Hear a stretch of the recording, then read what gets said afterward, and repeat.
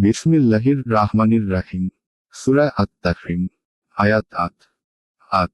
হে বিশ্বাস স্থাপনকারীগণ, তোমরা আল্লাহর নিকট তাওবাহ করো, বিশুদ্ধ তাওবাহ।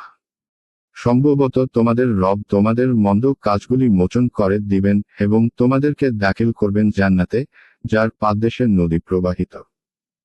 সেই দিন নবী এবং তার বিশ্বাসী বান্দাদেরকে আল্লাহ অপদস্থ করবেন না।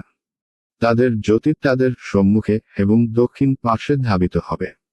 তারা বলবে, হে আমাদের রব, আমাদের জ্যোতিকে পূর্ণতা দান করুন এবং আমাদেরকে ক্ষমা করুন, আপনি সর্ব বিষয়ে ক্ষমতাবান। আয়াতের তাফসীর। হে বিশ্বাসীগণ, তোমরা আল্লাহর নিকট তওবা করো, বিশুদ্ধ তওবা। ১ সম্ভবত তোমাদের প্রতিপালক তোমাদের মন্দ কর্মগুলোকে মোচন করে দেবেন এবং তোমাদেরকে প্রবেশ করাবেন জান্নাতে, যার নিম্নদেশে নদীমালা প্রবাহিত।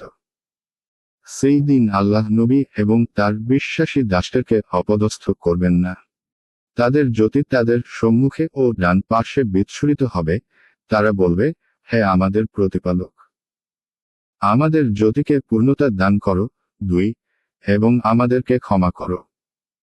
নিশ্চয় তুমি সর্ববিষয়ে ক্ষমতাবান। ১ বিশুদ্ধ বা নিষ্ঠাপূর্ণ তওবা হল ক তওবা একমাত্র আল্লাহর জন্য হতে হবে। খ যে গুনাহ হতে তওবা করা হচ্ছে তা সত্বর ত্যাগ করতে হবে। গ এই গুনাহ করে ফেলার জন্য অনুতপ্ত ও লজ্জিত হতে হবে। খ আগামীতে এই গুনাহ আর করব না বলে দৃঢ় প্রতিজ্ঞা করতে হবে।